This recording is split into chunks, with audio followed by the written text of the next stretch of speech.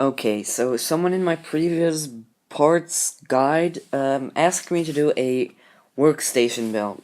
So here I am. I'm doing a $3,000 workstation build guide or parts guide. Because I don't really build a PC, but so this is a very powerful PC, very versatile. It can do audio work, video work, color work, music, composing, and you can do all kinds of stuff with it. It's powerful enough for anything.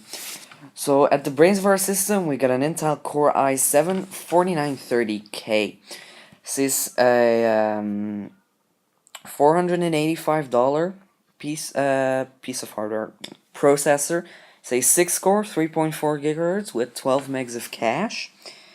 And it's very good. You could go with a Xeon, but I don't think a Xeon, or an Extreme Edition for that matter, delivers value for what you pay for it. It honestly doesn't.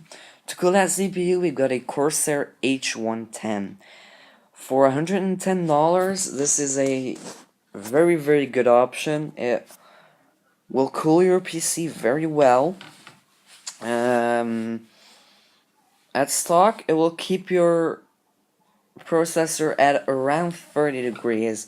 So it also focuses on performance. It doesn't have Corsair Link or anything like that. It purely focuses on performance, and it does it very well. For our motherboard, I've got an Asus X79 Deluxe. For a $300 motherboard, it's quite a lot, but you've got all the Socket 2011 benefits, such as 8 DIMM slots, lots of PCI support. You got USB 3, HD audio, SATA 6, gigabit per second, SATA 3, SATA 6 gigabit per second. And it also looks, to me, pretty good. It's a pretty good looking board with the golden stuff.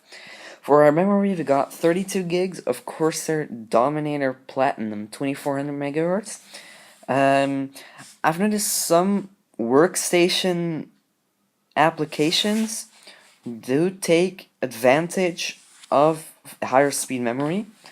It has lightning effects, looks pretty nice, but it's just great memory. It's extremely reliable, and it costs $300 something ish. I've got an Eno 3D GeForce GTX 780 Ti. Eno 3D is probably a brand that you haven't really heard of. If you heard of it, it's a great brand, and the cooler on this card is just really good. It does draw quite a lot of power. It's a great video card. If you want to do more of the color work, you can go with a Quadro K4000 or something like that. For versatile systems, it's not really necessary. For a sound card, I've got a Creative sound card, professional sound card. It's a very good card. You can leave this out unless you're doing sound work. It's really not necessary unless you're doing sound work. For a power supply, I've got a Corsair H60, 860i, AX860i.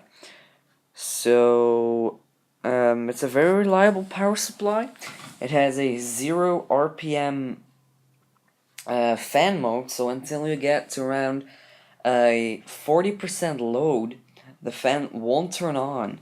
So it's gonna end up being very, very quiet, very nice. It has fully modular interface as well. It's just a great power supply. Corsair makes good power supplies.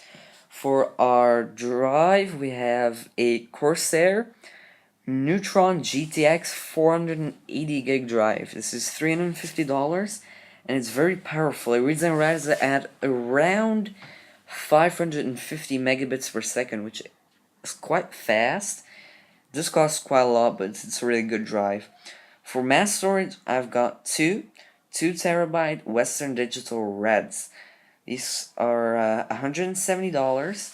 These are optimized for RAID operations, so you can configure them in a RAID array. I'd suggest RAID 1, RAID 0, and backing it up to a NAS. They're very reliable, they're okay fast, so that's pretty good choice. You can pretty much can't go wrong with that. For our case, we've got a Corsair Obsidian 750D. This costs $130, but it just looks good. It's, you know, when you have a PC standing in your office, you don't want it like having flames and ruggedized gamer looks all over the place. You want it to look subtle, elegant, you just want it to look good.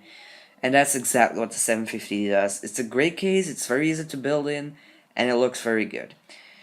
For an OS, I've got Windows 7 Professional. Why Windows 7 and not Windows 8? Because I just think that for workstations, Windows 7 is a better choice. It's more mature, and there's a lot of apps that photo or video editors use that aren't optimized yet for Windows 8. So that's why it's Windows 7. So that has all the parts covered. This is going to be a great workstation if you're going to build it. If you want me, I'll do a cheaper workstation. So like the video if you like it, dislike it if you dislike it, leave a comment or share it, and make sure you follow me on Facebook, Twitter, and Instagram. And until my next video, thanks for watching, and I'll see you again in the next one.